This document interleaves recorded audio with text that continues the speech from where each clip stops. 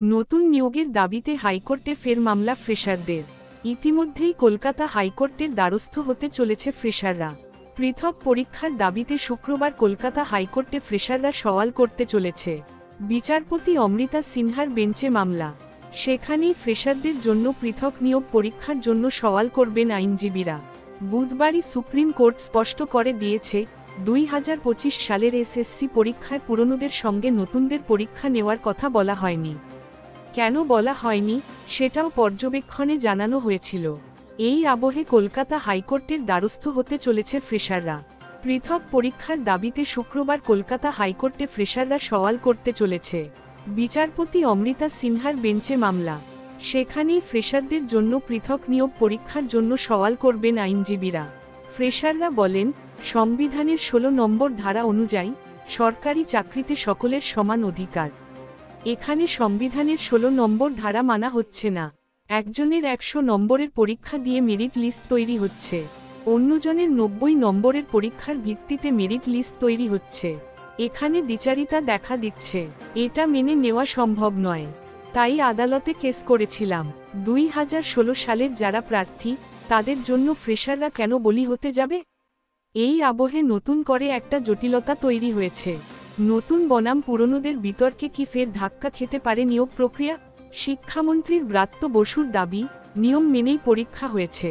পুরনোদের পাশাপাশি নতুনদের জন্য সহানুভূতিশীল রাজ্য। শিক্ষামন্ত্রীর তাৎপর্যপূর্ণ মন্তব্য, আমি মনে করি না বিচারপতি কিংবা আদালত ভেদে আইন কিংবা বিচার বদলায়। নতুন পুরনো বিতর্ক নিয়েও বিরোধীদেরই নিশানা করেছেন শিক্ষামন্ত্রী। তিনি বলেন, আদালতের সওয়াল জবাবে নানান কথা হতে পারে, আমরা নির্দেশ নিয়ে কথা বলতে পারি। প্রসঙ্গত, 2025 সালের এসএসসি পরীক্ষার পদ্ধতি নিয়ে প্রশ্ন তুলেছে শীর্ষ আদালত। কেন পুরনোদের সঙ্গে নতুনদের পরীক্ষা নেওয়া হলো? প্রশ্ন সুপ্রিম কোর্টের। নতুনদের জন্য যেন বিপদে না পড়ে পুরনোরা, পরিষ্কার জানিয়েছে আদালত। পরবর্তী খবর, হাইকোর্টের করা নির্দেশের পদক্ষেপ। নবম দশমে নিয়োগ নিয়ে বড় আপডেট সামনে। সম্প্রতি এসএসসি শিক্ষক নিয়োগ পরীক্ষার ফলাফল সামনে এসেছে। এবার নয়া নিয়োগ প্রক্রিয়া নিয়ে বড় আপডেট স্কুল সার্ভিস কমিশন তরফে।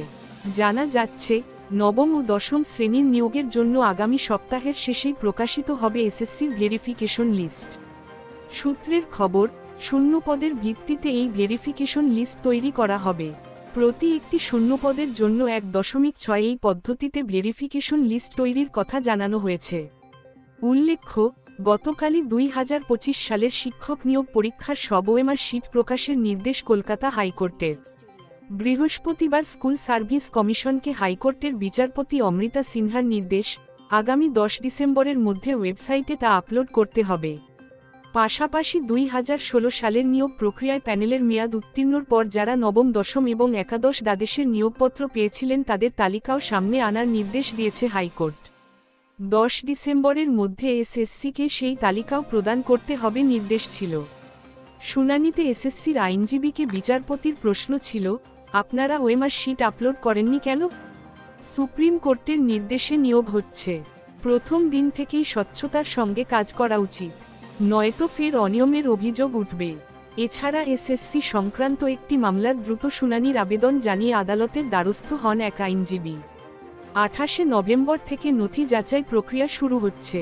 তাই শুক্রবার থেকেই যেন এসএসসি সংক্রান্ত অন্য মামলাগুলির শুনানি একসঙ্গে করা হয় সেই আর্জি তোলেন আইনজীবী।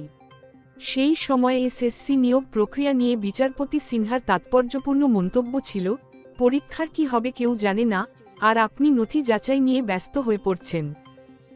বন্ধুরা, আজকের এই আপডেট বিষয়ে আপনাদের কোনো বক্তব্য থাকলে অবশ্যই নিচে কমেন্ট করে জানান। আমরা আপনাদের সমস্ত প্রশ্নের উত্তর দেব এবং সমস্ত সমস্যার সমাধান করার আপ্রাণ চেষ্টা করব। ভিডিওটি ভালো লাগলে প্লিজ লাইক শেয়ার করে দেবেন। আর এই ধরনের আপডেট মিস না করতে চাইলে অবশ্যই আমাদের টেক গ্লোবাল ইউটিউব চ্যানেলকে সাবস্ক্রাইব করে পাশের বেল আইকনটি বাজিয়ে দিন। পরবর্তী ভিডিও আপনাদের স্ক্রিনে দেওয়া হলো। ধন্যবাদ।